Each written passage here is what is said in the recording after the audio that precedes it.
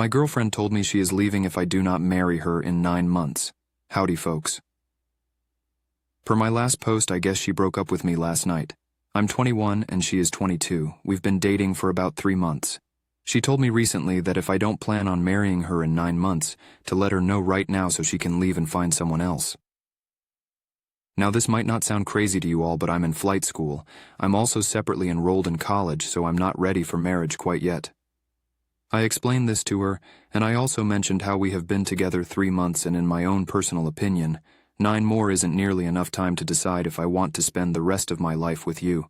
That didn't go over well. She listened and she responded, "Don't waste my time." I told her if she wanted to marry so soon, I need a prenuptial agreement to protect myself. She declined and reiterated that I don't trust her. I went on about how college and flight instruction is going to be hard enough, and I spoke about timing. Her argument was that having a wife and kids will make everything easier. I really do like her, but I'm starting to think she's crazy. Fellas? Ladies, you're welcome too. She is not pregnant. Thanks, guys, for all the replies. Made me feel a lot more confident in ending it and a lot better about the situation. Am I the antagonist for refusing to change bikinis after my husband had asked me to wear a thong? Okay, so yesterday was my husband's birthday. We are both 22, and he wanted to have some friends over for some pool time. I thought it was just going to be a chill time. I would cook for them, and so on. Yesterday afternoon, he asked if I could wear a thong bikini because he wanted to show me off to his friends. Now, I have no problem wearing something that revealing when it's just the two of us, but I always opt for more coverage when we have company. But I felt bad saying no to him on his birthday, so I told him that I would do it. I put it on about a half hour before his friends arrived, and he was thrilled, which made me feel a little bit better temporarily. But then he asked if I could take the bra pads out. I told him I really didn't want to do that, but he asked a few more times, and I relented, but I was getting upset at this point. His friends came over, I was bringing them food and beers, and about an hour in, my husband came inside while I was in the kitchen and said he didn't like how much his friends were looking at me, and that he wanted me to change into a different bathing suit. I told him that I wasn't going to change. He had wanted me in next to nothing even when I didn't want to be, and that's what he was going to get. His friends left a few hours later, and we got into a big fight. We are somewhat resolved now, but I just feel weird. I guess I'm just looking for unbiased opinions.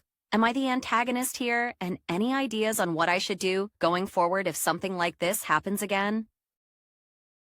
Am I the a-hole for telling a guy? The real reason I wasn't dating him was that he was an extremely picky eater. Disclaimer: this is not my account. My friend lent me her tablet to ask this question because I don't want to make my own Reddit account. Here's the situation. I am 28 years old and I met this guy, Jake, who is 30 years old, on a dating app. He seemed like a good match. Funny, smart, and we had some common interests. After a couple of weeks of texting, we decided to meet up for dinner. For context, I'm a sous chef, and I come from a culture where food is a huge part of life. Sharing meals and trying new dishes are essential to me, not just because of my job, but because it's part of how I connect with others. Our first date was at a nice Italian restaurant, and that's when I first noticed something was off. Jake spent a ridiculous amount of time asking the waiter about every single dish. When it was finally time to order, he settled on plain pasta with butter. No sauce, no toppings, just noodles and butter. It struck me as odd, but I shrugged it off, thinking maybe he just wasn't feeling adventurous that night. Then we went out again, and I suggested sushi. Jake made a face and said he doesn't eat seafood or anything that's uncooked, so we ended up at a diner instead. Once again, he interrogated the waiter about every item on the menu before finally ordering a plain cheeseburger with nothing on it, just meat, cheese, and bread. This was starting to become a pattern. Over the next few dates, it became clear that Jake was extremely picky, not because of allergies or a medical condition, but simply because he refused to try anything unfamiliar. He avoided sauces, spices, vegetables, basically anything that wasn't super basic. Every meal turned into a challenge, and he even made faces or comments about dishes I enjoyed, which started to feel disrespectful, considering my background. The breaking point came when I invited Jake to a potluck dinner hosted by one of my colleagues. It was a big event with lots of homemade dishes from various cultures, exactly the kind of thing I love. When we arrived, Jake immediately looked uncomfortable. As we moved through the buffet line, he barely put anything on his plate. He kept making comments like, "This looks weird," or "I don't trust food that has too many ingredients." I was embarrassed, especially since these were my colleagues and friends who had spent a lot of time preparing these dishes. Jake picked at his food and eventually whispered to me that he was going to leave and grab some fries from a fast food place nearby, because he couldn't eat this stuff. He left the potluck early, leaving me to make excuses for his absence. That was when I realized this wasn't going to work. Food is such a significant part of my life and my culture, and I need someone who can share that with me. So, I decided to end things with Jake. To avoid hurting his feelings, I told him it was because I wasn't ready for a serious relationship right now. But Jake wouldn't let it go. He kept texting and calling, insisting that he deserved to know the real reason. After a week of him pestering me, I finally told him the truth, that his extremely picky eating habits were a major issue for me, and I couldn't see a future where food wasn't a constant point of tension. Jake was livid. He accused me of being shallow and said it was ridiculous to end things over something as trivial as food. He told me I was making a big mistake and that I was missing out on a great relationship over something that shouldn't even matter. Now, I'm left wondering, was I the asshole for telling him the real reason I didn't want to date him? Edit. Stop diagnosing someone you have never seen. I get that you have good intentions, but please just don't. I interacted with him and inquired. Stop armchair diagnosing. Am I the asshole for telling my parents they could be a part of my kids' lives if they gave me my inheritance?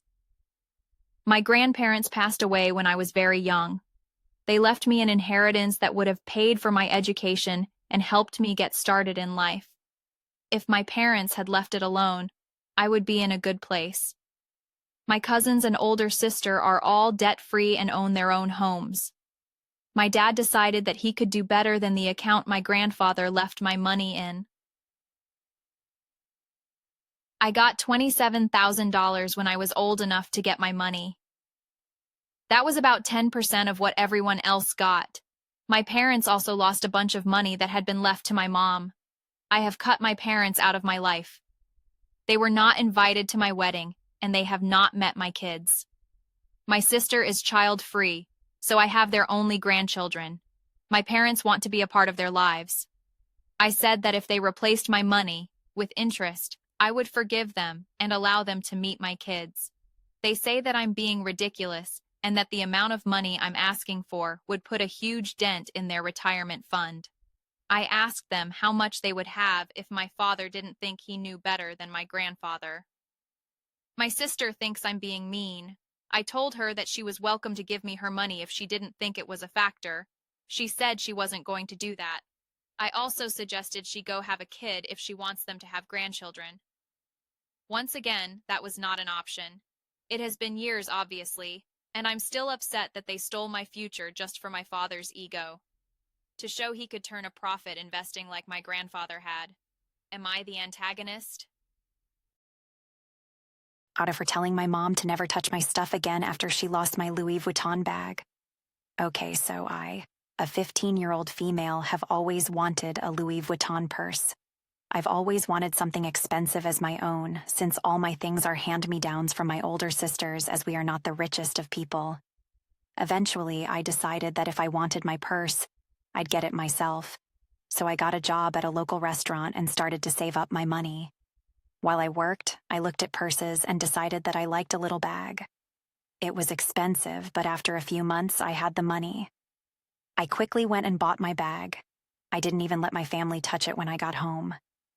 I didn't even wear it for the first week as I was too scared to damage it in any way. One day after school, I came back home and went into my room to look at my bag.